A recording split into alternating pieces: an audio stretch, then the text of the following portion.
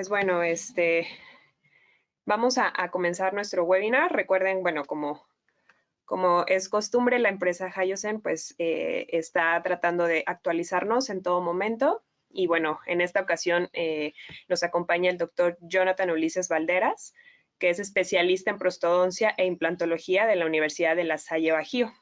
Es un gusto tenerlo con nosotros, doctor, para que nos hable un poco de este tema, que es estética en implantes, que bueno, consideramos que es un tema muy importante, ¿no? A la hora de colocar nuestros implantes. Pues bueno, Doc, le cedo la palabra y cualquier duda, chicos, preguntas o demás, las vamos a dejar al final para que el doctor pueda como hacer toda su presentación y al final, si tenemos alguna duda, las vamos resolviendo, ¿vale? Pues listo, doctor, bienvenido. Pues muchas gracias a todos por estar con nosotros. Pues sí, hoy vamos a platicar un poquito de lo que hablamos de estética en implantología, que básicamente no es algo tan sencillo como lo pudiéramos pensar. Es algo que nos va a protocolarizar, nos va a guiar en dónde vamos a llevar nuestros implantes y es muy importante porque realmente nuestro diagnóstico y nuestra planeación. Voy a tratar de compartir aquí pantalla. A ver. Bien. Aquí está. Ok. Bueno, como lo comentaban hace rato, mi nombre es Jonathan Valderas, soy especialista en prostodoncia e implantología en la Universidad de La Salle. Algo que me gustó mucho de mi especialidad, entrando un poquito ahí en contexto, porque hablamos de implantología como vamos a hablarlo hoy, es que en la Universidad de La Salle nosotros veíamos la implantología como un todo, no como algo dividido en lo que se divide en lo quirúrgico y que alguien más haga lo protésico, o lo protésico y que alguien más me haga lo quirúrgico, sino lo veíamos completo, sino desde el momento de la planeación, desde el momento quirúrgico y del término, permítame un segundito. Ya, perdóname, sonó aquí una alarma. Hasta la colocación y con su rehabilitación hasta el término. Entonces, al momento de llevar ese tipo de enfoque, nos damos cuenta de los errores que puede haber en la colocación y las complicaciones que puede haber en la rehabilitación. Y como si no vemos desde un enfoque protésico, empezamos a tener problemas. Y en el área anterior, pues vaya, es muy crítico. Nuestro tema, como mencionábamos, manejo y consideraciones de los implantes en el sector anterior. Y más que caso tras caso tras caso, lo que quiero que se lleven en esta tarde es conceptos biológicos y estéticos, porque si recordamos o comprendemos dónde están esos procesos, esos lineamientos, vamos a tener una correcta planeación y una correcta ejecución de la implantología. La implantología, como todos ustedes saben, se convierte en un gran reto. Es un gran reto porque está el área quirúrgica, está el área protésica. Hay ocasiones en que hay muy buenos quirúrgicos e implantológicos donde colocan los implantes, hacen regeneraciones estupendas, pero si no tienen ese enfoque protésico, puede haber detallitos o puede haber problemas. Y también puede haber un gran protésico, pero si la colocación del implante no es adecuada, pues no, por muy bueno que sea, por muy bueno que tengas tu laboratorio, por muy bueno que trabajes los materiales, no vas a tener una restauración que sea a largo plazo. En cuanto a las limitaciones anatómicas también de nuestros pacientes, sabemos que los procesos maxilares son los procesos en donde es el mayor rango de degradación ósea de todo el cuerpo. Entonces, en el momento en que empezamos a perder, empezamos a degradar esa estructura ósea, empezamos a ver complicaciones, como las pueden ser defectos horizontales, defectos verticales, expansión del seno maxilar o neumatización, o alguna combinación de defectos en donde ya se nos complica más el tener el éxito en nuestras restauraciones. Ahora, también tenemos limitaciones técnicas como faltas de espacio, mala calidad de los tejidos blandos y duros y también falta de tejidos. Aquí es muy importante porque si notamos esta fotografía, lo primero que podemos notar es, bueno, ahí le faltan 2 piezas, ponemos 2 implantes y ya resuelta la vida, ¿no? Pero en esta fotografía nos dice más de lo que realmente representa. ¿No? Si ponemos atención, esa paciente sí, tuvo problemas periodontales, pero muy posiblemente también tuvo trauma oclusal. ¿Cómo podemos darnos cuenta que tuvo trauma oclusal? Por la disposición de los laterales, cómo están en un eje vestibularizado, están en una posición no adecuada o no natural, porque ahorita vamos a hablar de la estética en odontología, que lamentablemente se ha convertido en una estética de falsa, sino aquí estamos hablando de una estética o bioestética, en dónde deben de estar los dientes, dónde debe ir el margen, en qué ángulo deberían de estar. Ya si a ti te gusta que sea algo muy blanco, muy cuadrado, muy redondo, más largo, más chico, pues eso ya es algo del gusto personal. Pero los parámetros estéticos faciales, dentofaciales, perdón, esos ya están marcados y eso no es nada nuevo, no es algo que viene ahorita por los diseños de sonrisa, que se puso muy de moda, no, eso viene más atrás, el doctor Cosman lo sacó, pero viene de más atrás, Paradiani también lo tomó de atrás, Rufenac lo tomaron de atrás, o sea, ya vienen desde los 60, 70, ya con este estudio ya muy descrito y marcado en la literatura, en donde nos dice que si el diente el diente está en la posición que naturalmente debe de ir, se va a ver bonito, se va a ver natural, se va a ver estético y por consiguiente va a funcionar mejor. Entonces ya empezamos a pensar un poquito más allá del solo colocar 2 implantes en esa zona, sino decimos, bueno, los espacios serán adecuados y realmente no, si nos pusiéramos a analizar, pudiéramos a medir en esos espacios, los dientes centrales están todavía, quedarían un poquito más anchos de lo que deberían de estar, porque los dientes, todos los anteriores están vestibularizados, muy posible los inferiores están extruidos, y eso da también una palanca que aunque sea diente o sea el implante, me va a terminar afectando, porque recordamos que los implantes, los están hechos para absorber los golpes en su eje, directamente hacia el implante, y en los movimientos o traumas de lateralidad o de cizalla, que le llamamos también nosotros, vamos a tener problemas. Entonces ya las fotografías, la boca del paciente en cuanto a su estética, ya nos empieza a dar información. Y ya empezamos a pensar un poquito más allá en una planeación completa y no solamente en poner implantes y que alguien más lo resuelva o que lo resuelva el laboratorio de alguna forma.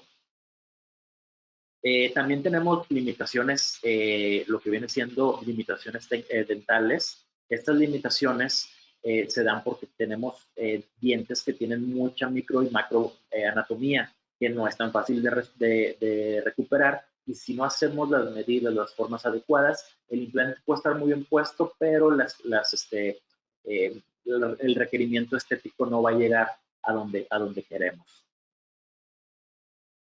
Entonces, estas complejidades nos hacen que tengamos todo un panorama en donde si no vamos secuencialmente trabajando, si no tenemos una idea previa a la colocación, si no tenemos un diagnóstico adecuado, podemos llegar a tener este tipo de resultados.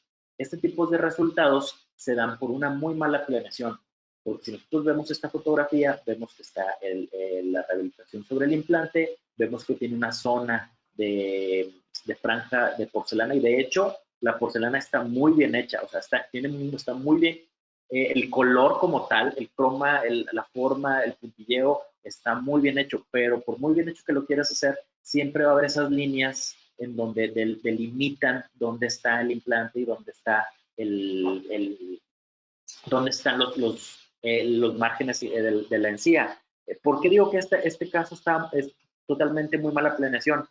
Porque si nosotros tenemos un diente lateral o los 2 dientes laterales y tenemos pérdida ósea, podemos regenerar.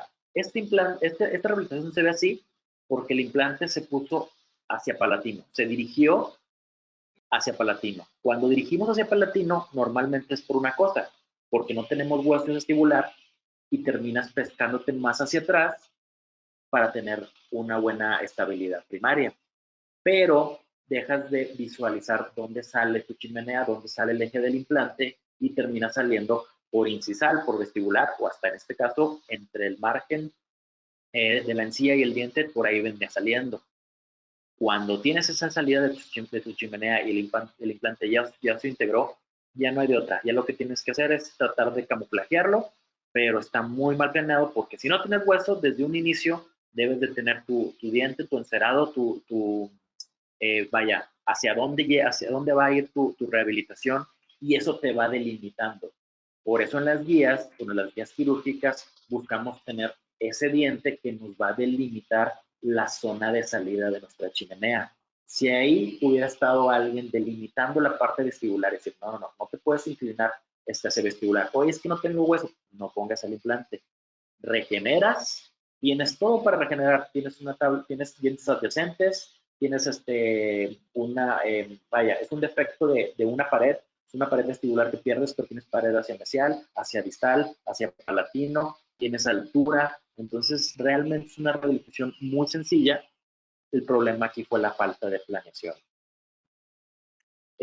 Como también en la cuestión de implantología, la verdad es que las compañías se dan la labor de poder analizar, de poder meterle bioingeniería a sus implantes, y la osseointegración realmente va a estar presente en el 95% de los casos. No importa si es un odontólogo que va iniciando con la implantología o es alguien que tenga muchos años, en la tasa promedio de éxito en la osseointegración es del 95%, eso está documentado, tiene 20 años documentándose así. El problema termina siendo en cómo marcas el eje de tu salida de los implantes, en qué tan buena posición lo pones. En la mayoría de los problemas en implantología es por eso, no tanto porque no haya una buena integración. Las compañías hicieron su chamba, saben lo que están haciendo, pero nosotros es los que necesitamos tener más preparación en ese aspecto. Y actualmente más, ¿por qué? Porque los requerimientos estéticos se dan, los pacientes están a un clic de distancia de lo que viene siendo información, casos de doctores, fotos de implantes, fotos de casos de seguimientos. Entonces, ya no es como antes que decían, bueno, es que no hay otra forma, o sea, te pusimos implantes y antes tienes dientes, no tenías nada, te pusimos algo, no es lo más bonito, pero estás funcionando o es funcional. Y eso es un error. Si nosotros lo hacemos pensando en esa idea a la antigua, pues vamos a tener casos muy mal diseñados, mal planeados y que no son longevos. Porque de ese 95% que hablamos hace rato de éxito en la osseointegración, si lo convirtiéramos en un 100% y luego los cargáramos, pusiéramos las coronas sobre los implantes, bajaría a un 85%. ¿Qué nos indica esto? Que se pierden más implantes al momento de cargarlos, al poner la corona, que realmente al momento de ponerlos. Porque también los efectos de las cargas mal planeadas, la biomecánica, es algo que en implantología no lo vemos, no lo buscamos y a veces ni siquiera queremos entenderlo. Entonces, ponemos el implante, pasan 3, 4 meses, 5 meses y está muy bien integrado, tomas la impresión, pones la corona y empieza a tener problemas y empieza a tener pérdida ósea y no sabes por qué está mal colocado el eje de salida, esos implantes en molares que están muy pegados a mesial y que parecen una banderita, no van a tener una buena eje de inserción, esos dientes en anterior que están muy vestibularizados, no va a haber una buena carga, va a haber una mayor palanca, además de que estéticamente siempre va a estar comprometidos porque tienen toda su indicación y si no seguimos esas indicaciones, a la larga vamos a tener problemas. Como buen rehabilitador no puedo dejar esto, no puedo dejarlo pasar. Es todo un tema de bastante tiempo, pero he tratado de resumir lo más posible y de hecho está muy resumido toda esta plática. Entonces vamos a ir viendo cositas, pero voy a tratar de hacerlo de la forma más secuencial posible. Como rehabilitador, mi filosofía es que la estética tiene que ir unida a la función y la función tiene que ser igual que estética. No pueden ir separados. Yo recuerdo que en la licenciatura me hablaban de que, bueno, a lo mejor no es estético, pero es funcional. Y luego, bueno, ¿a qué le hablo de funcional? ¿A que topa con el de arriba? ¿A que topa con el de abajo? Eso no puede ser funcional. Eso solamente es algo que estás reparando, pero que no va a estar haciendo la correcta oclusión, la correcta funcionamiento de guías, de dinámica, y terminas separándolo, terminas pensando como si fueran dos cosas distintas. y mi filosofía de trabajo así no es. Esta filosofía viene mucho de la bioestética, de personas como también de OBI, del doctor Robert Lee, en donde ellos mencionan que cada órgano está hecho a base de la función.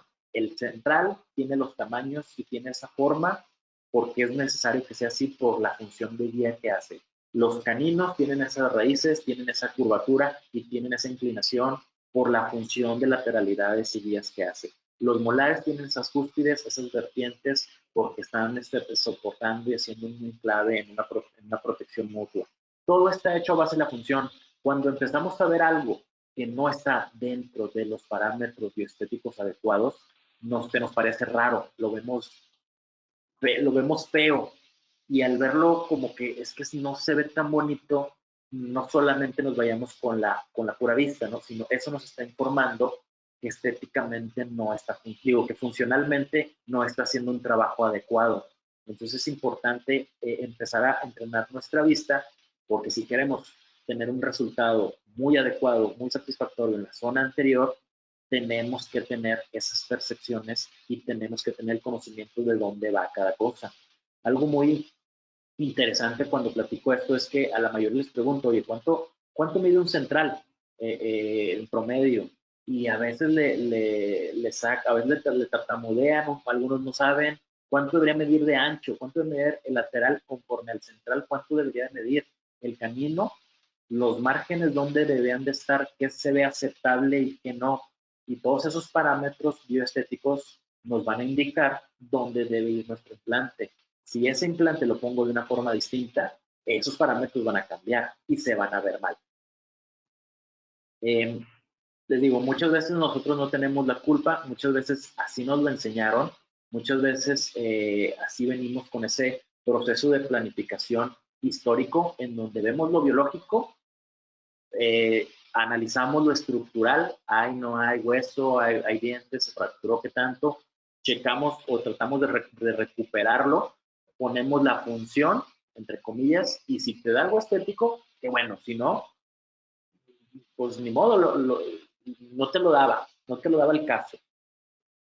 Y también terminamos viendo casos como este tipo, en donde no importa tanto que si la porcelana es bonita o que si el diente es más cuadrado, muy redondo, o que si el laboratorio no lo hizo bien, eso no es lo que quiero que vean. Lo que quiero que analicen o lo que quiero que observen es dónde está la línea media, dónde está la guía canina, cómo están los planos anteriores, los planos posteriores. Este es un caso que llegó a mí para colocar unos implantes en parte posterior, en donde me dijeron, ya lo tengo rehabilitado, ya solamente es que pongamos los implantes, ayúdame con esa parte y terminamos el caso.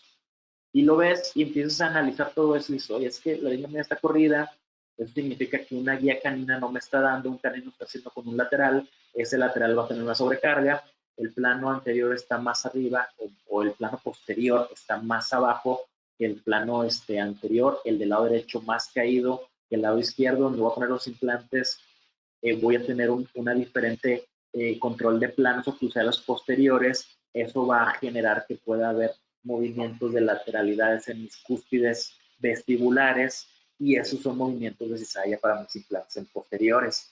¿Va a haber un problema? A lo mejor a corto plazo no, pero a mediano y largo plazo sí puede haber un problema. ¿Cuáles son los primeros problemas que vemos? Que se empieza a aflojar y muchas veces se empiezan a aflojar, los volvemos a atornillar, checamos mordida, dices, ¿está bien? ¿Por qué se zafó? No, pues no sé, yo creo que la mordida está bien, pero no vemos lateralidades y en lateralidades empieza a ver ahí un juego o un contacto muy comúnmente en esas piezas y por eso el aflojamiento, además del trauma muscular, porque siempre que hay una interferencia posterior en lateralidades vamos a tener contractura de maceteros de las anterior y empezamos a tener contracturas pequeñas musculares, pero que a largo plazo nos dan un problema artículo muscular.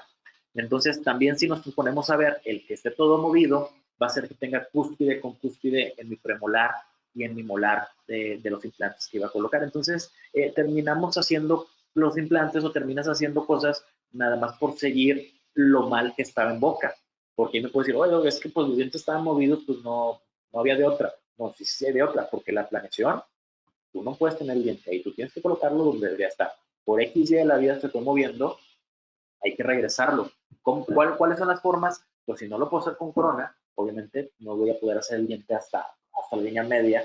Puedo trabajar con ortodoncia un tiempo y luego ya que lo tengo acomodado, ya empieza a ser un plan de tratamiento diferente para que tus implantes terminen teniendo un buen resultado, porque si no, todo lo demás que tienes en boca va a hacer que tus implantes se comprometan o tengan un problema, y ya no es solamente cuestión del implante, sino ya todo lo demás, todo el sistema masticatorio de la boca contribuyó a que esos implantes tuvieran un problema a corto o medio plazo. Entonces, el doctor Frank Spear, el doctor Robert Winters, nos comentan una forma diferente de tener las planeaciones. Ellos hablan en planeación de rehabilitación, pero es lo mismo que tenemos que entrar o que tenemos que meterlos a la cuestión de implantología, en donde tenemos un proceso de planificación, no de trabajar primero en la estética, no, sino de planificación con una perspectiva diferente, en donde veo lo estético o lo bioestético primero, relacionado con la función, checamos la estructura, si la estructura me sirve, lo podemos volver a formar o no, a quitar, y terminamos con lo biológico, en cuestión de que se tiene que retirar algún proceso biológico, alguna lesión, pero básicamente nuestro diseño es cuestión estético-funcional. Empezamos a trabajar por lo biológico, como en todos los casos, pero nuestro diseño es estético-funcional. ¿A qué nos vamos? Como en el caso anterior, donde teníamos el implante con la estructurita rosa así pequeña, lo primero que tienes que hacer es planear dónde va a ir tu diente, y eso lo vas a hacer con un encerado, con una proyección protésica. Lo puedes hacer totalmente análogo, como siempre se ha hecho, o lo puedes hacer ya actualmente con la cuestión digital, o también puedes hacerlo en la cuestión digital, lo imprimes, o no necesariamente tienes que imprimir ese modelo como tal, pero la computadora ya se crea la memoria de que ahí debería estar el diente, y que tu implante no lo vas a inclinar más y vas a tener que siempre estar a ciertos milímetros, a cierta posición con respecto a tu corona.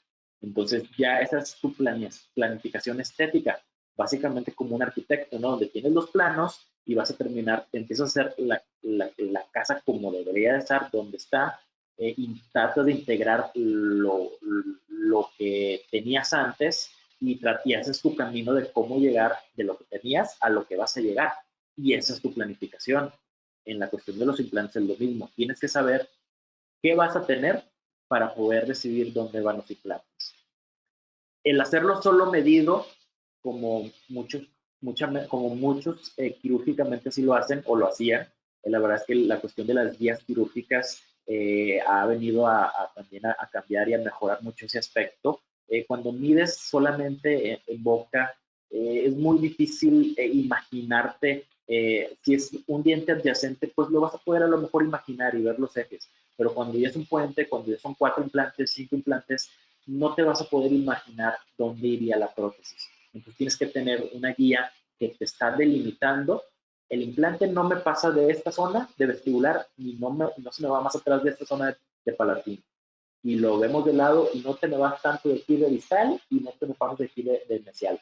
Para eso son las guías, para tener un control de dónde va a ir el implante, o sea, pensando ya en la rehabilitación final. Y estos doctores sugieren esa secuencia porque es la correcta posición de los dientes desde un punto de vista estético gingival y desde un punto de vista estético.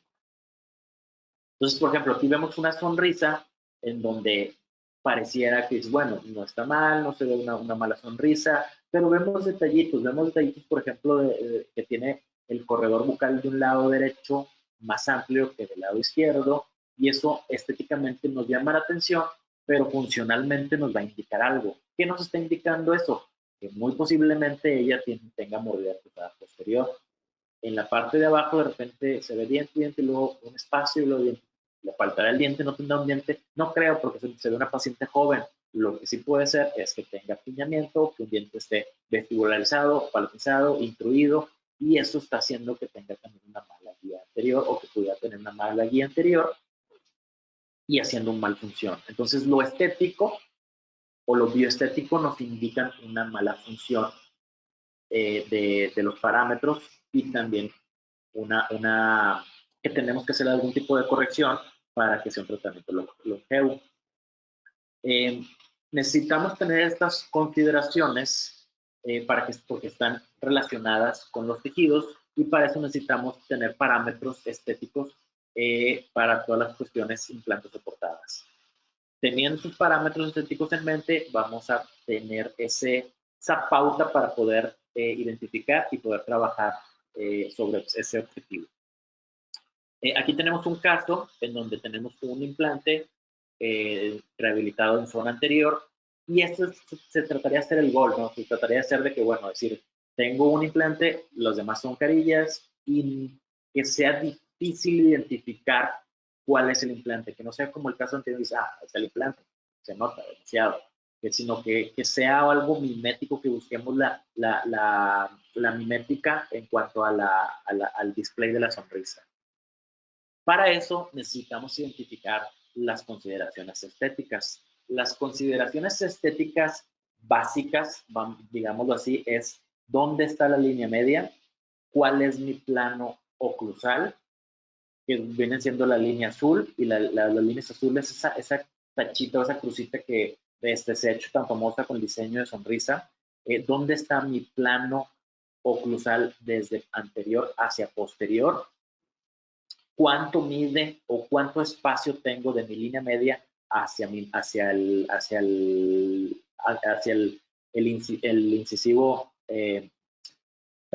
hacia el lateral, del lateral al canino? ¿Cuántas medidas debo tener ahí? ¿Cuánto es el espacio de las troneras? Todo eso ya está predeterminado. El doctor Christian Kochman tiene varios protocolos en donde te habla de que tener fotografías intraorales, extraorales, es muy bueno, no solo para tenerlo en la computadora, no solo para subirlas a Instagram, sino porque eso nos va a dar mucha información de dónde debería ir el diente y cómo debería verse, y en base a eso haces tu planeación. Entonces, hay algo en la estética blanca, en la estética del diente, en donde necesitas ver el eje de los dientes. Todos los dientes, desde centrales hasta caninos, tienen una inclinación del punto más alto, que es el cenit, hacia la línea media, buscando esa inclinación hacia la línea media de la boca.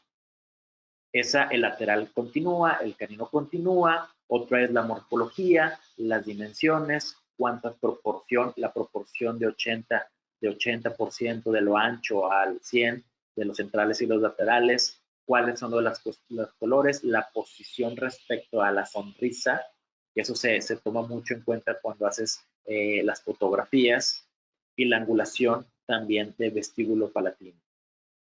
Esos parámetros estéticos internamente de la boca los tenemos que sacar de los parámetros externos o de la estética de la cara, porque así como los ortodoncistas hacen un diseño por cuestión de cefalometría, nosotros lo hacemos con análisis dentofacial, y esto nos indica, por ejemplo, aquí el doctor Rufenacht, en donde tenemos que primero ver nuestros tercios faciales, la línea media que no tomamos de los dientes ni de la nariz, la tomamos de la glabela y esa la recorremos hacia abajo.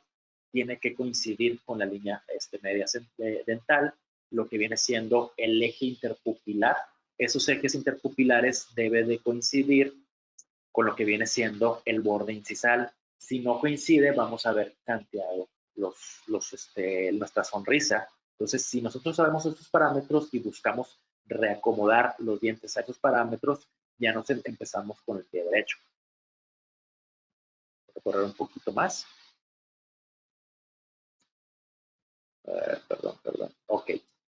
Hay mucha literatura también en implantología donde te hablan como de un checklist. Estos checklists es más bien como recuérdalos, porque tienes que analizar qué te quedó bien y qué te quedó mal para saber biológicamente por qué no funcionó. ¿A qué nos referimos? Por ejemplo, habla de uno de donde viene la forma del diente. La forma está definida por el tamaño. Era el tamaño exacto. A veces colocamos implantes y ni siquiera hemos medido si era el tamaño, si los dientes se cerraron o se abrieron, si el canino se recorrió un poco o no y cerró el espacio de lateral Entonces, si no checamos eso, normalmente en el encerado lo revisamos. Al momento de encerar, tú vas viendo los espacios y ahí te queda muy claro. Pero si no lo haces, créeme que nos podemos llevar una gran sorpresa porque tenemos idea de que un diente va a caber ahí y al momento de hacer la corona se ve más pequeño, más angosto, más cuadrado y eso empieza a mermar nuestro éxito en la implantología. Porque el éxito ya no solamente es que se os integre, es que se vea y que armonice como un todo. También, ¿dónde está el margen? Los márgenes gingivales están muy marcados por la cuestión del hueso. Donde tengamos el hueso a 2.953 milímetros va a estar la encía. Eso es conocimiento del espesor biológico y en implantología también tenemos que entender que va a existir un espesor biológico que va a estar determinado por la colocación o profundidad del implante y del hueso adyacente que tengamos alrededor. Lo que viene siendo el color, eso, bueno, eso ya es más la cuestión de la percepción que puedes llegar a tener. Siempre cuando trabajen de laboratorio, la fotografía es una buena fotografía con muy buena luz, una luz de 5500 Kelvin, te va a dar un color muy adecuado. Si tomamos los colores con luces amarillas, luces demasiado blancas, nos va a modificar y vamos a empezar a tener un problema en la cuestión de la estratificación del laboratorio. La superficie, la textura y las translucideces. Esas las translucideces también es importante y lo vamos a ver más adelante en la cuestión de cómo vamos a tomar nuestros aditamentos. Es bueno que sea todo en metal y porcelana, es bueno mejor recubrir los T-Unit, los T-Base, perdón, que ahorita están manejando mucho Hyoscene, la verdad es que te dan mucha posibilidad de ir tapando ese grisáceo, esa translucidez que antes batallábamos en ese aspecto. Y otra que es muy importante también es la estética rosa. ¿Dónde están las papilas? ¿Qué tan alargadas? ¿El margen están correctos? ¿No están correctos?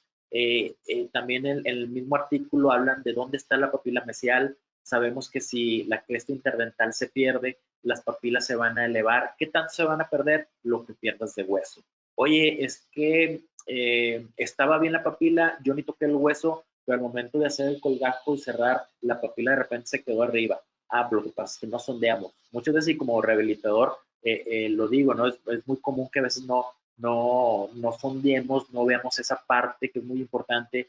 Y si tenemos una alteración en la cresta, como es la cresta alta o la cresta baja, y hacemos un desplazado para colocar nuestro implante y volvemos a cerrar, vamos a tener no va a ser predecible dónde va a llegar el margen gingival. Entonces tenemos que tener ese conocimiento biológico previo porque si no vamos a alterar los márgenes. Y en un central, alterar el margen con el otro es algo totalmente antiestético y el paciente no le va a gustar.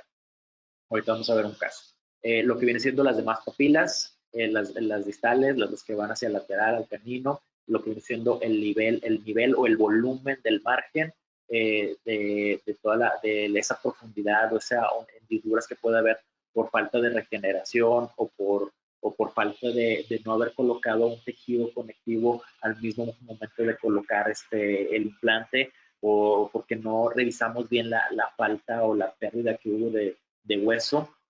Entonces, estos puntos son muy sencillos, pero nos hacen un checklist para saber de que me falló esto, me falló aquello, y para la siguiente saber qué tienes que hacer y no lanzarnos tan rápido, ¿no? Sino empezar de que, oye, no solamente es el implante,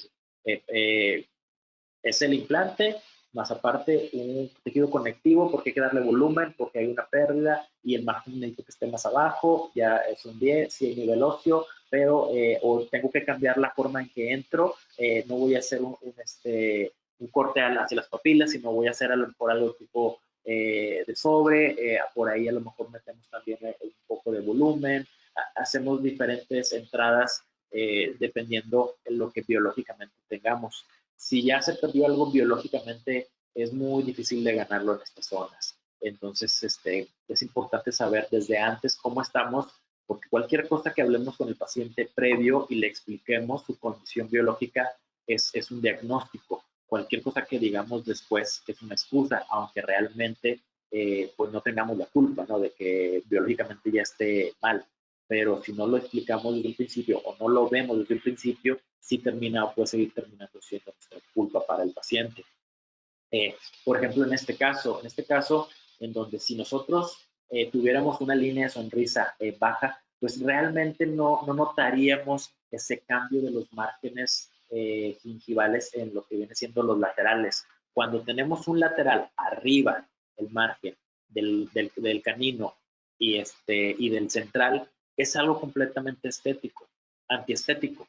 Entonces, los centrales que sean diferentes o el lateral que esté más arriba del central o del canino es algo que no se va a ver adecuado. Si tenemos una sonrisa baja nos ayuda, es algo que tenemos que analizar también en el momento que estamos viendo el caso, pero pues no es la solución como tal, ¿verdad? Si nosotros nos enfocáramos solamente en esa zona, notaríamos muchos puntos como que también las papilas ya no hay, el margen más elevado, un poco ahí de también hundimiento.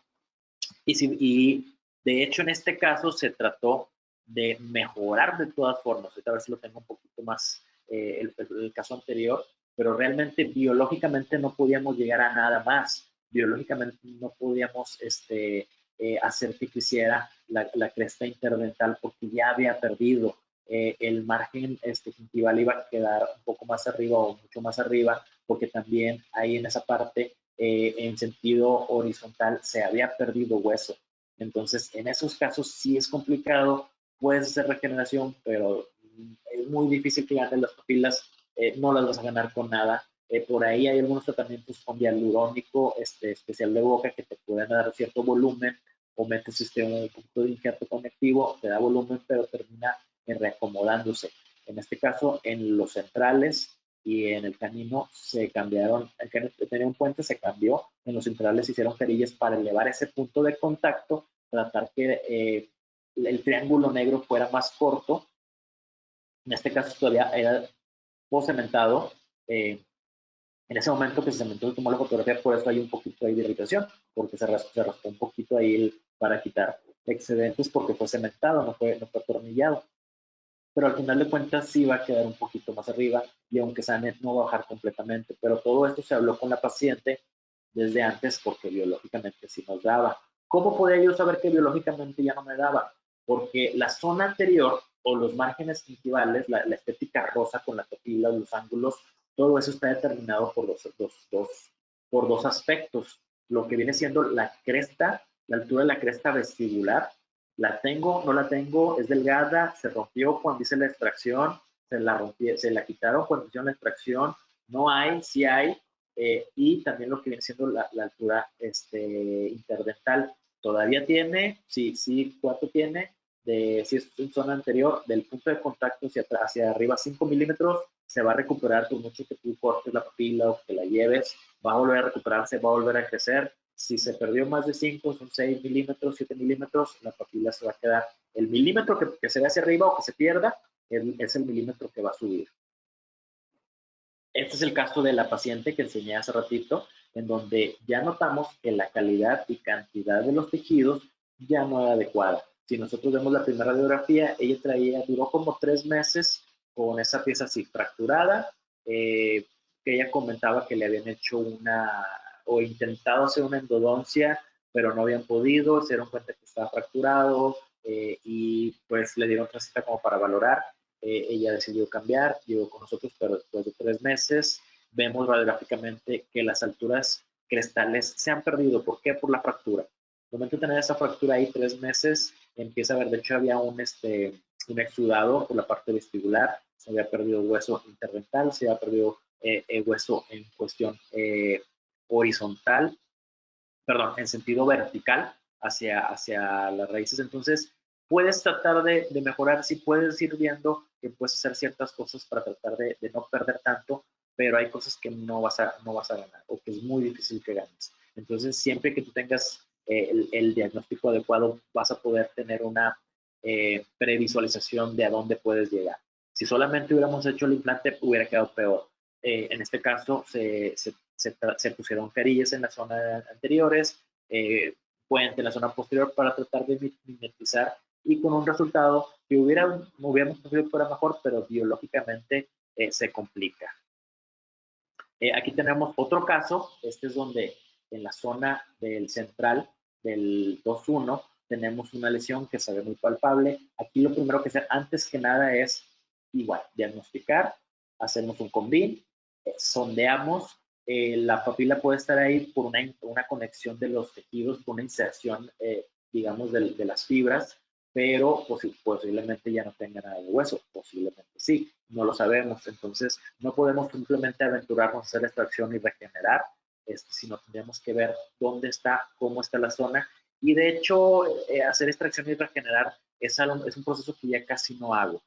Ya también algunos doctores, mucha literatura nos dice que al momento de hacer una extracción y una colocación post-extracción, tratando de mantener los márgenes, nos da mayor beneficio de control de los tejidos rosas en el área final o en la preservación final. Si hacemos una regeneración, por muy buena que sea, terminamos perdiendo 0.5 o 1 milímetro en algunas zonas, o batallamos más para poder hacer lo que viene siendo el contorno, ¿no? Tenemos que empezar a hacer como provisionales con pónticos ovoides para ir acomodando, y eso nos lleva a un proceso más largo. Entonces, ya ahorita se trata más de hacer una colocación post-extracción, siempre y cuando haya el hueso adecuado, siempre y cuando haya el manejo adecuado del caso.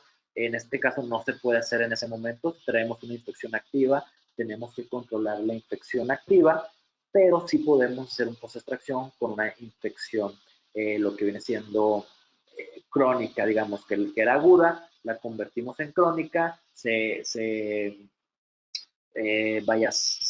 nuclea, se lava por dentro, se pone un medicamento, se coloca el implante, se da desde antes un proceso de farmacología, y podemos tener muy buenos resultados. Pero no vamos a cargar el provisional, o sí, dependiendo la estabilidad primaria que vamos a tener. ¿Cómo es esto de la estabilidad primaria? ¿Qué tanto se agarró el implante en la condición del hueso que tenemos? Podemos regenerar, pero si tenemos una colocación de arriba de 50 newtons, 45, 50, podemos provisionalizar inmediato.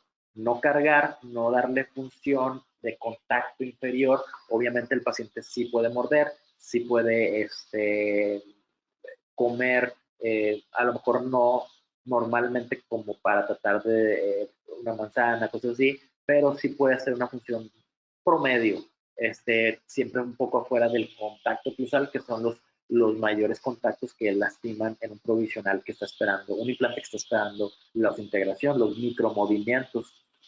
Entonces, en un caso así, tenemos que esperar, tenemos que pensar y decir, ok, bueno, ¿qué veo yo aquí?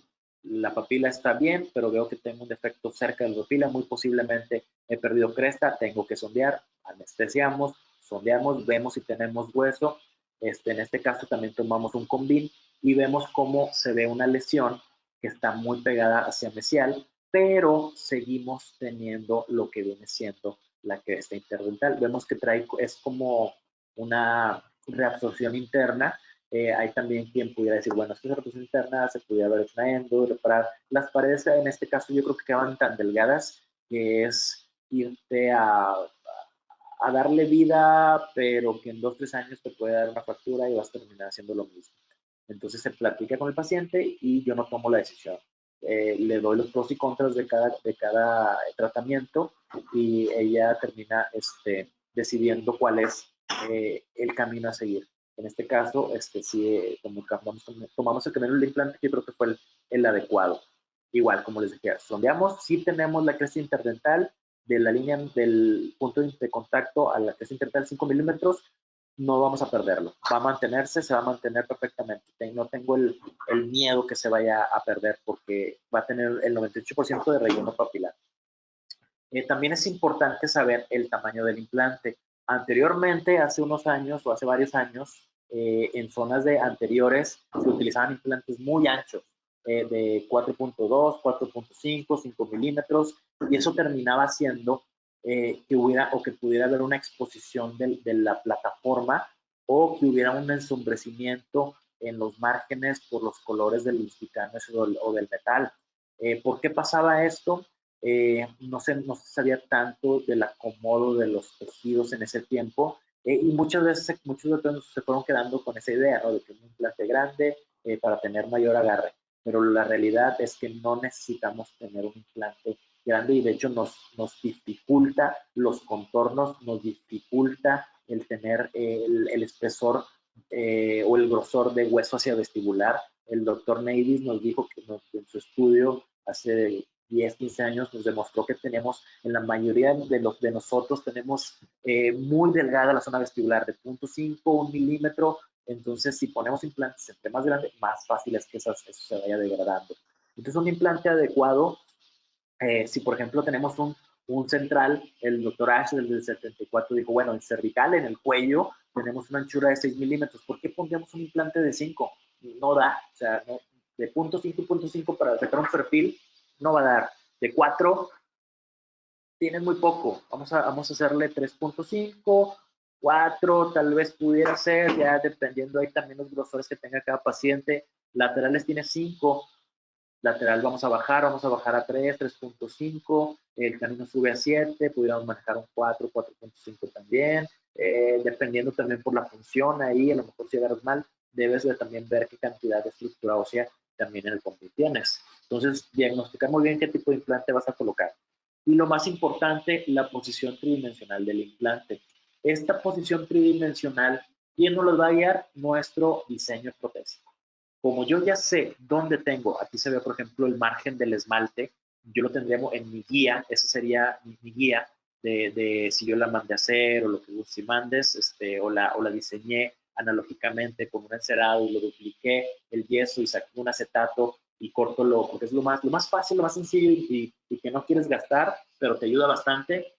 Haces el encerado de tu central, de tu lateral, de tu puentecito, del de central canino, lo duplicas, haces un acetato del 60, del punto 60, punto 40, cortas todo palatino, lo colocas y te queda solamente la parte vestibular de ese diente. Y te va a dar el parámetro de que no te pases de ahí, no te vayas adelante. Oye, quedas en el primero borde. Bueno, no hay tanto problema, va a ser una corona cementada, pero no más adelante. Te vas más adelante, vas a empezar a tener problemas y vas a tener un caso como el del inicio. Entonces, cuando nosotros queremos optar en la colocación o ver la posición vestibulingual, tenemos 3 líneas. O nos vamos muy palatino, pero si nos vamos palatino nos podemos angular y salir por vestibular. O nos vamos muy vestibular, perdón, nos vamos muy vestibular en la cuestión de la salida y nos pescamos hacia palatino. Si nos palatilizamos, si nos sacamos mucho del cíngulo, podemos salir por el vestíbulo, pero del fondo de saco y pudiéramos ser ahí fenestrar. Y también es importante saber, porque en la mayoría de los casos en zona anterior hace una curvita y se engrosa, se adelgaza, perdónenme, esa zona de donde está el fondo de saco. Entonces, la forma de poder posicionarnos a que vaya hacia el cíngulo sin perforar en la zona del vestíbulo es irnos en cuerpo, no angular, no tratar de angular los implantes en la zona anterior, sino más bien tomar donde va el eje del diente y recorrernos hacia atrás en cuerpo. Esa es la forma más fácil y nosotros lo vamos a ver. ¿Cómo lo vamos a ver? Cuando en la parte oclusal vemos la herradura o el ángulo y nuestro implante lo vemos más hacia atrás de la línea de la herradura. Si nos vamos hacia vestibular, si nos queremos pescar del mayor hueso que está en la parte posterior, vamos a tener una salida y terminamos haciendo eso. Es una mala planeación, no tuvimos nuestra guía. Si nos vamos hacia palatino, podemos penetrar en la parte del vestíbulo, o también si nos vamos de más, que esto ya es muy exagerado, demasiado exagerado, nos corremos demasiado y la prótesis es muy difícil de rehabilitar. No vamos a tener la forma de rehabilitar o vamos a tener cierta angulación, ciertas palancas que no van a ser las adecuadas. Es importante recordar, el doctor Buser nos dijo que donde tenemos que colocar en el cíngulo, tenemos que, de la parte más vestibular de nuestra cresta vestibular, 2 milímetros hacia atrás, ahí debería empezar el implante. No es que ahí está el centro del implante, ahí debería empezar el diámetro del implante. Y si ese diámetro, digamos, es de 3.5, entonces contamos 2 y luego 1.75, entonces son 3, casi 4 milímetros y ahí sería el centro de nuestro implante. Si lo hago con medidas, puede funcionar, pero la verdad es de que no hay como poner tu guía y si no te da esa medida, digamos que lo pones y dices, oye, pero es que me dice que mi guía me dice que el punto va aquí, pero si le mido de acá son 2 milímetros, entonces me tengo que hacer más atrás. No, tendrías que regenerar otros 2 milímetros porque te falta hueso vestibular. Y el implante no va más hacia atrás para donde está el hueso. El implante va donde dice el diente que va. Si te falta hueso, le agregas. Si te falta tejido blando, lo agregas. Cuando, antes, después o en el momento, ya dependerá qué tanto has perdido, pero la forma de determinar lo quirúrgico es por tu guía, tu diente o tu diseño. Entonces, también otra forma de, otra forma de tener una zona de control, una zona de no fallar es lo que todos ya sabemos, ¿no? La zona entre diente e implante, que es mínimo 1.5 milímetros. ¿Qué pasa si me pego a esa medida? ¿Qué pasa si me acerco mucho? Se va a empezar a degradar, no va a haber oportunidad de que haya una reabsorción. Pues recuerden que los implantes funcionan como una anquilosis de reabsorción a posición microscópica, pero es reabsorción a posición. Por eso se tarda esos 3 meses. Entonces nos acercamos demasiado, va a haber la reabsorción, no va a haber oportunidad que haya reposición porque no hay los factores de hacer la reposición y se va a perder la altura crestal. Si se pierde la altura crestal, la papila se va junto con ella. El implante va a estar muy bien integrado, pero va a ser estéticamente inadecuado. Y cuando tenemos nuestra prótesis o cuando tenemos nuestro provisional, ¿de qué va a depender esa curvita? ¿De qué va a depender ese ángulo con la zona cóncava, con la zona convexa?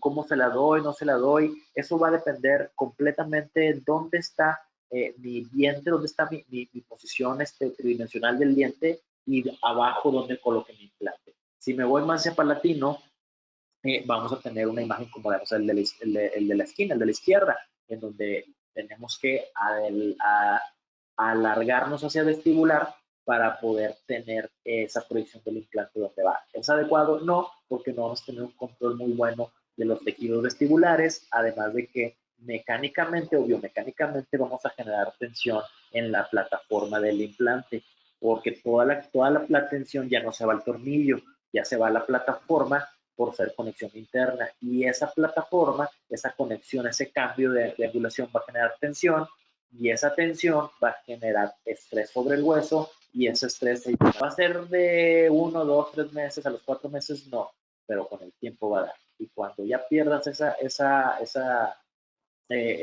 hueso, no lo vas a poder ganar con nada. Es también muy importante lo que hablamos o recapitulando, es muy importante tener la comprensión biológica de la respuesta de los tejidos. Si yo, al momento de hacer mi extracción, sé la respuesta, sé dónde está el hueso, controlo el desgarro de los tejidos, el mantener la papila, no tocarla, hacer la extracción de lo más atraumática posible. Si tengo que meter, por ejemplo, en este caso, no son osteotomos, pues nunca vas a poder hacer una extracción así con osteotomos, es imposible.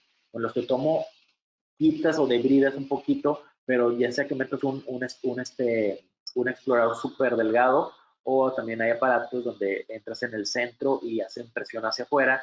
Yo en este caso utilicé un botador súper delgado que es para restos y no me voy a entrar por el medio, no voy a entrar por donde están las papilas, no voy a entrar por donde está la papila central ni por donde está. Me voy hacia atrás y entro por una zona de atrás en palatino en donde si termino degradando, rompiendo o debilitando la parte palatina de mi cresta ósea o de mi alvéolo, pues no importa porque el tejido es muy abundante, el tejido insertado es voluminoso, no voy a tener ningún problema. Entonces, la forma de comprender cómo vas a entrar también en el sitio quirúrgico es importante. ¿Cuándo sería el momento correcto para hacer una extracción? Hace años, con colegas que me hablaban para colocar implantes, amigos, era muy común que me hablaban, decían, oye, Diona, tengo ya un caso para un implante, fíjate que ya le hice la extracción, y ya nada más, pues que me digas cuándo, ya tiene como un mes que le hice la extracción. Oye, ¿y qué zona era? No, pues era un canino, y ahorita le puse como un provisional ahí, de removible, y pues nos esperamos, ¿no? ¿Regeneraste? No, pues no. Oye, entonces empezamos a meter en problemas. ¿Por qué? No regeneramos, va a haber un hundimiento porque hay un vacío, no sabemos si se llegó a la tabla vestibular o no, ya la respuesta biológica ya es diferente, el provisional te va a aplastar las papilas, ya empezamos a tener un problema más grande por no saber en qué momento hacer la extracción. Como les dije, actualmente lo más recomendable es hacer el implante post-extracción en cuestión de manejo de tejidos. No siempre se puede, pero sí sería lo más recomendable en este momento para un control de márgenes, digámoslo así. Por ejemplo, en este caso se hizo la extracción en el momento, la colocación, extracción y colocación, y de hecho utilizamos el mismo diente que ella tenía, el mismo lateral, una fractura muy rara, una fractura en la cuestión del cuello, un poquito más para abajo, donde se quedó la raíz ahí. Menciona que fue con algo duro, estuvo muy rara esa fractura, la verdad. Pero bueno, nos dio la posibilidad de utilizar lo que viene siendo el diente, a perforarlo. Es importante ver con qué calidad de inserción tienes el implante, porque puede ser no podemos meterlo a una estabilidad primaria baja. Se colocó hueso para cerrar los gaps. Si tú pones el implante, te vas en cuerpo más hacia atrás, queda un pequeño gap, un pequeño espacio. Si es arriba de 2 milímetros, de 2 milímetros hacia arriba hay que rellenarlo, hay que poner un poquito de estructura ósea delgada para que no se vaya a tener ese hundimiento. Se perforó, se dejó el espacio, se utilizó un aditamento metálico provisional en el cual lo primero que quieres es que se pegue tu provisional o tu diente en este caso al aditamento. No quieres conformar nada, no quieres acomodar nada, eso lo haces afuera, lo haces lo que viene siendo ya en laboratorio, acá por fuera, no en boca. Lo primero que tienes que hacer es que se acomoden todo. En este caso, como era su diente, pues ya tengo la medida, ya tengo todo. Si no fuera su diente, yo hubiera hecho el encerado, que me va a dar la guía quirúrgica de cómo entrar el implante, cómo se ve aquí, por ejemplo, más palatinizado, porque corre más hacia atrás, y ya tengo un provisional que lo hice desde antes de empezar desde la planeación de lo quirúrgico. Ahí disculpen, la foto está un poquito borrosa, pero ahí vemos cómo sale por el cíngulo. Queremos que se vaya más a palatino, pero en cuerpo, no en angulación. La fotografía que está abajo es de doctor Quina. Ellos traen un concepto también que es mucho de diente, que le llaman como skin concept, pero también que ahorita quieren copiar como los cuellos de los dientes, que si se dan cuenta son muy diferentes a lo que nosotros realmente hacemos. Pero un diente natural termina teniendo diferente anatomía hacia el cuello y nosotros lo hacemos en implantología algo distinto. Ellos quieren copiar eso porque consideran que es mejor la inserción, el acomodo de los tejidos blandos. Entonces, tenemos aquí la colocación. Lo único que quiero es que se pegue. Puede ser con resina, con acrílico, pero que se pegue. Me traigo todo y así es como lo vemos, como la primera imagen, en donde tenemos de nuestro margen gingival o del diente donde llevaría a la encía, y todo el espacio que no se rellenó es porque hay tejido. ¿Cómo lo voy a acomodar? Simplemente voy a seguir del bordecito de nuestro aditamento provisional hacia la línea en ángulo recto, todo en recto, recto, recto, recto, lo voy moviendo y eso nos va a dar un cierto contorno. Lo llevo a boca, lo coloco, y si yo veo una cierta isquemia que no baje con 3 o 4 minutos de tenerlo ahí, tengo que retirarlo y quitarle cierto volumen. Si yo quisiera darle un poquito de volumen, siento que puede estar un poco hundido, o un poquito que presione un poco la papila para tratar de que baje, no mucho, un poco, y bajará 0.3, 0.5 milímetros, pues sabemos que en boca eso es mucho. Puedo ir y agregándole. El mejor material para poder hacer esto es la resina. Si lo hacemos con acrílico, se puede, pero es poroso, puede irritar. Entonces, en este caso, se colocó el mismo provisional.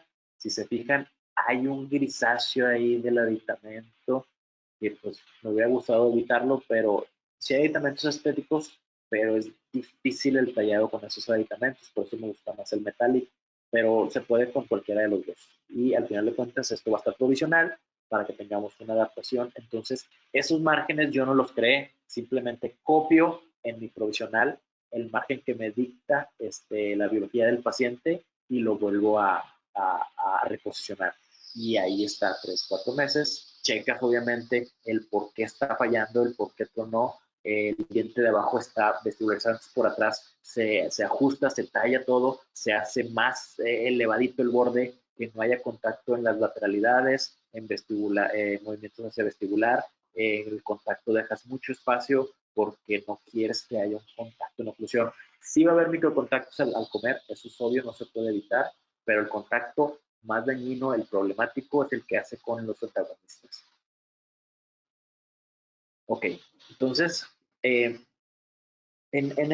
algunos casos, o en estos casos, hay dos enfoques principales en la cuestión de la secuencia del tratamiento. Primero tendríamos que analizar si el diente defectuoso podemos hacerle algún tratamiento previo o no. O sea, ¿a qué me refiero? Que si en este caso nosotros analizamos la fractura y vemos que está ahí el rastro radicular, pero veo los márgenes, sé dónde tiene que ir mi margen del lateral, más abajo que los laterales, sé que hay cierto volumen, sé qué posición tiene, sé que los márgenes óseos están donde deben de estar, me la juego, no me la juego, ya sé, voy a lo seguro, hacer la extracción y la colocación. No voy a perder, voy a tener un buen resultado porque su posicionamiento biológico me lo dicta. Pero si no es así, hay formas de poder modificar antes de hacer la extracción. Eso lo habla el doctor Clavallo, con la pronunciación ahí no me la sé muy bien, pero él habla de que hay diferentes posiciones o hay diferentes tratamientos que podemos hacer. Por ejemplo, en este caso es un central, la raíz no sirve para nada, pero los márgenes del lateral están más arriba, del central está más arriba que el otro central, y si yo ahí hago mi extracción y coloco el implante, no la voy a lograr. No voy a poder lograr. Lo que haces ahí es que haces la endodoncia, pones un poste, pones un provisional, tratas de ir jalándolo y vas jalando en la raíz para traerte todo el tejido óseo, tejido blando, tejido óseo, tejido periodontal, para ir ganando volumen hacia abajo. La raíz la vas a quitar, ya no te sirve, no va a servir. Si te puedes zafar, lo vuelves a pescar y vas haciendo el tratamiento de ortodoncia para poder ganar ese tejido. Al momento de hacer la extracción y colocar ese implante, ya vas a tener hueso vestibular, palatino, digo, vestibular, mesial, distal, y tus márgenes te van a quedar mejor. Otro caso en el que a lo mejor perdiste tejido conectivo, haces la extracción por ese implante, ¿dónde vas a agarrar? ¿Dónde te vas a pescar para poder tejido conectivo o va a quedar tejido blando? No puedes hacer, no puede quedarte así. Entonces, antes de eso, limpias, desinfectas los perios, colocan tejido conectivo sobre esto para ganar volumen, y ya una vez que tienes el volumen sano, haces la extracción y pones el implante. También modificación de la raíz o alargamiento, lo que viene siendo, o sea, pueden ser algunos alargamientos, checar si el paciente tiene síndrome de diente corto o lo que viene siendo, bueno, aquí le decimos erupción pasiva alterada, y si ese cambio de las crestas no te favorece, ¿qué puedes hacer tú previo a para que te favorezcan? Entonces, aquí es muy importante porque esto es parte del diagnóstico. Es parte de tu diagnóstico de dónde va el diente, como por ejemplo la primera, mi diente va del margen del otro lado al borde del otro lado. Ya lo vi en su sonrisa, lo vi en su diseño, en tu computadora o en el encerado. Entonces no puedo poner el implante a 4 o 5 milímetros más arriba. Tengo que bajar ese volumen y ahora sí poner el implante. Entonces, ¿vas a hacer más tratamiento? Sí. No va a ser un sobretratamiento, no, va a ser el tratamiento necesario para que todo sea más predecible. Pero todo esto va si tienes en mente los parámetros estéticos. Si no los conoces, si no te importan, no lo vas a ver y el paciente sí lo va a notar al final del tratamiento. Como ya les mencioné, bueno, si tenemos gap y tenemos espacio, tenemos que rellenar. La importancia de aquí es mantener las arquitecturas gingivales. Esto hacerlo cuando el caso está flat. El crear esto se puede, pero se lleva su tiempo. No es en una sola cita, pones ponte cuboide y ya. Tienes que ir acomodando la pila de poco a poco, ir agregando, quitando según sea el caso, y te lleva más tiempo y puedes llegar a perder milímetros, puntos de milímetros. Igual también ya lo hablamos, saber la morfología de los dientes adyacentes y siempre tener una, dos o tres opciones más. Hacer la extracción y la colocación. Yo en este caso, si no daba, yo sé que el otro diente, al reconstruirlo, puedo yo provisionalizar el otro central y hago un ponticovoide que me ayude con la cuestión del implante y del acomodo de la encía que tengo ya en el 1-1. Si no es así, también la opción C, era tener un removible con un pequeño ponticovoide que me mantuviera ahí lo que viene siendo la arquitectura gingival. El mantener una arquitectura gingival es mucho más fácil que crearla. Las arquitecturas más comunes son ovales, triangulares, cuadradas, pero en estos casos, si tú respetas tus tejidos, la misma forma del diente, el mismo paciente te va diciendo a dónde llegar. No tienes que hacer algo más. Y el provisional siempre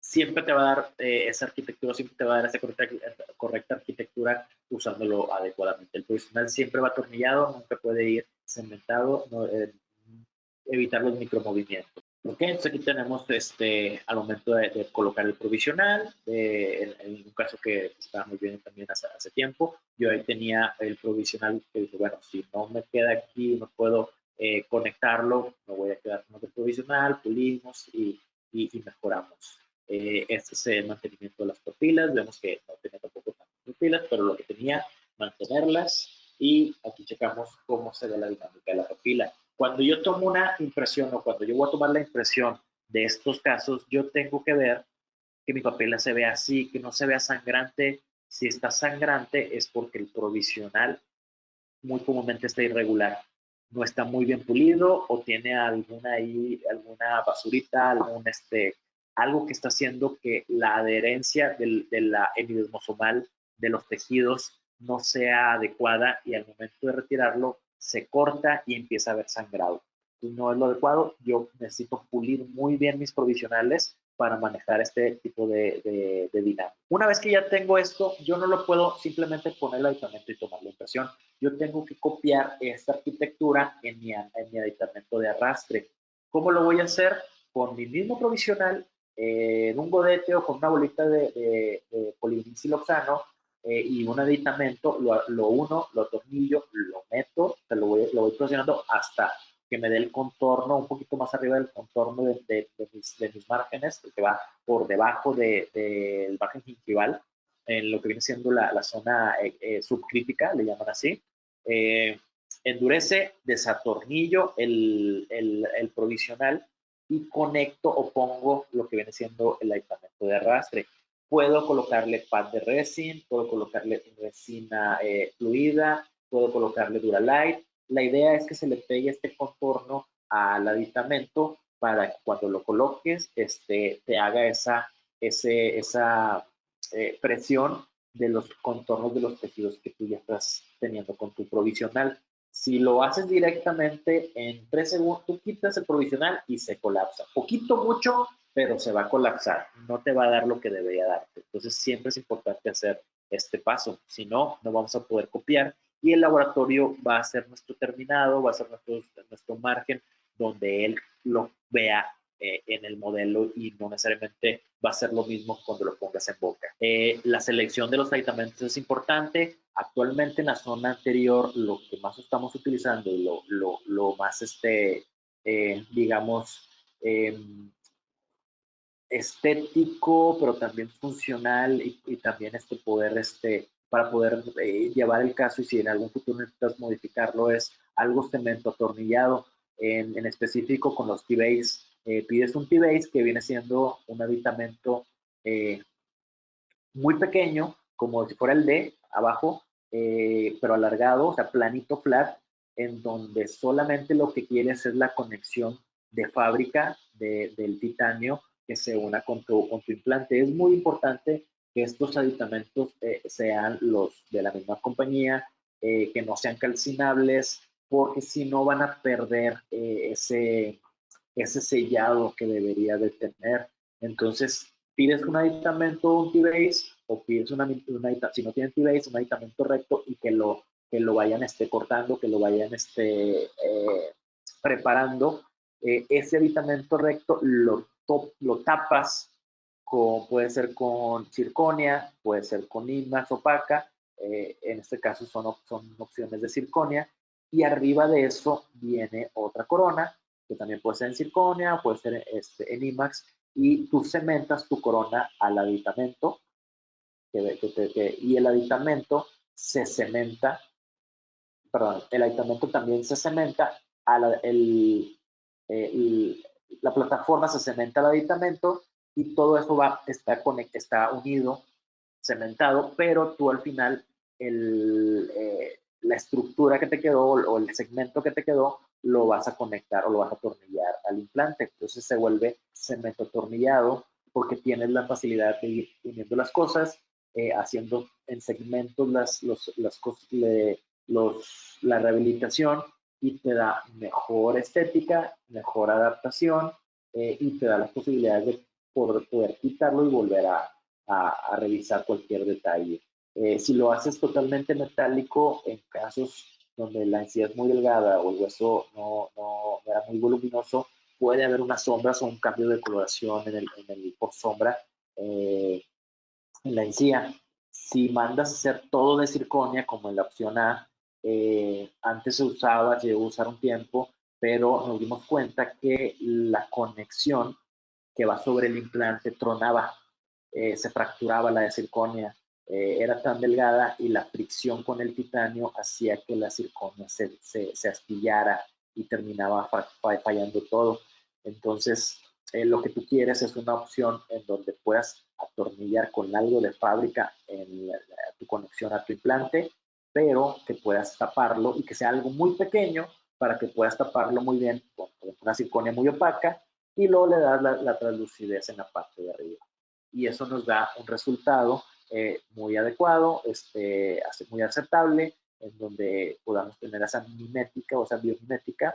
Aquí, por ejemplo, vemos cómo se puede perder la idea de cuál es el implante, cuál no. Vemos los márgenes iguales, las papilas un poquito más arriba, pero se fijan, ella tenía las papilas un poquito más arriba de antes de haber perdido algo, pero sin embargo es un resultado aceptable. En este caso que habíamos hablado al principio, lo que hicimos es, o recapitulando todo el caso, creo que es el último para terminar con él, vemos en donde no solo tu diente trae una lesión, trae una reposición interna, pero al ver su display de sonrisa, si nosotros viéramos su rostro, aquí no lo tenemos por cuestión de privacidad, pero seguimos una línea media. La línea interpupilar comúnmente es paralela a la base del nariz, y comúnmente es paralela a la comisura de los labios, y vemos cómo está canteado, en específico el central, el canino, están canteados. Entonces, si ya vamos a trabajar en esa parte, se le dio la opción de trabajar también ya con carillas, y poder regularizar lo que viene siendo su sonrisa, cambiar esa inclinación. También a mí me ayuda por si ella había perdido parte de estructura ósea en la parte del margen del central. Al momento de levantar, yo recorto un poquito del central y recorto un poquito de alargamiento en el lateral, y eso me ayuda para estabilizar. Entonces, algo que en ella era un defecto me puede servir al momento de colocar los implantes, porque ella naturalmente ya había hecho una instrucción, ya había hecho como si fuera con ortodoncia. Entonces, perdió el hueso, pero no tan arriba, porque ya estaba antes abajo. Entonces, es algo que nos ayuda en estos casos.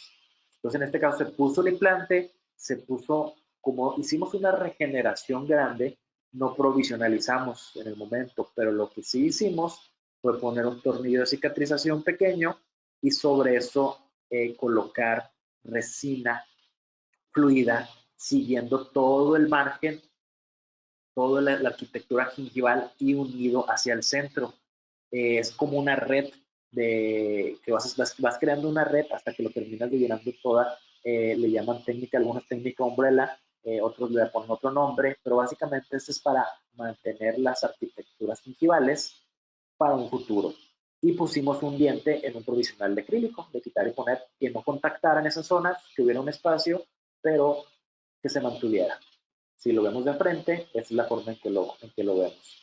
Manteniendo ahí para que las papilas no se aplanen o se controle ahí lo que viene siendo el margen. Es una foto del provisional, en donde ya lo levantamos un poquito más, el lateral ya le quitamos algo del borde, ya estamos mejorando, estamos todavía diagnosticando el próximo paso. Hicimos un tallado para hacer las carillas de premolar a premolar, y en el implante ya habíamos provisionalizado, ya habían pasado los 3 meses, provisionalizamos, y sobre ese mismo provisional también tallamos para poder colocar un mock-up de todo y que se viera parejo, si no se iba a ver medio irregular. Tomamos la impresión, como lo vimos anteriormente, de carillas y del implante, y para poder igualar lo que viene siendo las carillas, no podemos hacer lo que una corona y las demás carillas. Tenemos que hacer una base, una estructura unida a un T-base, en donde no lo hacemos como forma de diente, no lo hacemos como cofia, lo hacemos como si fuera ya un diente tallado, ya personalizado, como si fuera un diente ya listo para carilla. Tratar de que sea del mismo tono de la dentina de los demás dientes, para poder que no contraste el color, porque si no sí se puede construir la translucidez. Esa cantidad de, por ejemplo, no es circonio, es IMAX, pero la cantidad de IMAX es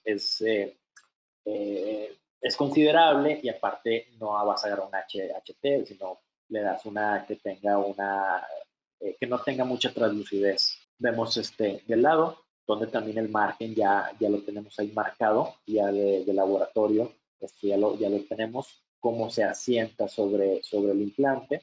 Vemos ahí donde está la salida de la chimenea, y sobre esto mandamos hacer las carillas. Ya con eso podemos igualar con más facilidad los tonos de las carillas. Sabemos que la carilla termina agarrando cierto tono de la parte de lo que tengas de diente, donde ya mejoramos lo que viene siendo los bordes, mejoramos la altura, los márgenes nos quedaron adecuadamente, y fue un caso que nos gustó mucho por la forma en que llevamos, y la previsualización que pudimos dar al tomar todos los contextos biológicos, estéticos que tenemos. Entonces, para finalizar, si tú controlas o tienes en tu mente la estética gingival, dónde debe ir el margen, dónde debe ir la papila, dónde debe ir el cenit, qué tanta curvatura debe tener mi contorno. Eso viene directamente en base a huesos. Si veo y analizo dónde está el hueso, sé a dónde va a llegar mi margen. Si hago modificaciones o voy a hacer un cambio y mi hueso está bien, o mi hueso tengo que prepararlo de una forma, pero ya sabes hacia dónde vas, qué quitas, qué pones, qué le agregas, y si sé también la posición tridimensional de dónde debe ir exactamente naturalmente mi central, pues ya tienes los dos puntos de partida de tu diagnóstico, y todo lo demás se va dando por seguimiento. Entonces, lo más importante en la implantología en zona anterior siempre es el diagnóstico, porque si no tenemos ese diagnóstico inicial, vamos a tener problemas que vamos a querer que nos ayude a resolver el laboratorio, o que nos ayude a resolver el perio con volumen, o que nos ayude el rehabilitador de alguna forma, y son cosas que no se van a poder resolver, porque biológicamente ya no va a dar. Bueno, es todo por hoy. Espero que la idea de esta plática no era tanto ver caso a caso, sino más bien enfocarnos mucho a los parámetros, que son muy sencillos, pero a veces los dejamos por alto. Sin más, pues vemos la importancia, ¿no, Doc? De checar todos estos puntos a la hora de nuestra restauración.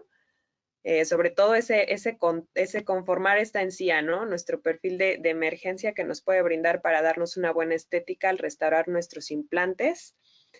Y pues bueno, la verdad le agradecemos muchísimo la plática.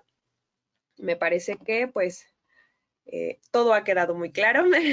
Seguramente tenemos muchas dudas, pero bueno, igual si no las quieren escribir y posteriormente las resolveremos. Pues por lo pronto, creo que, creo que eso sería todo, doctor. Muchísimas gracias por acompañarnos en este webinar y podernos compartir su experiencia bajo esta estética de la implantología. Muchas gracias a ti, doctora. Gracias a todos por acompañarnos. Igual, si después les surgió una duda o alguna pregunta o algún caso en los que tengan alguna duda y pudiera yo ayudarles en algo, ahí están, creo que está mi correo y también por Instagram, hay algún mensajito o algo, siempre trato de contestar a la brevedad posible. Pues bueno, muchas gracias entonces a todos. No, no, no. Al contrario, doctor, muchísimas gracias. Que esté muy bien.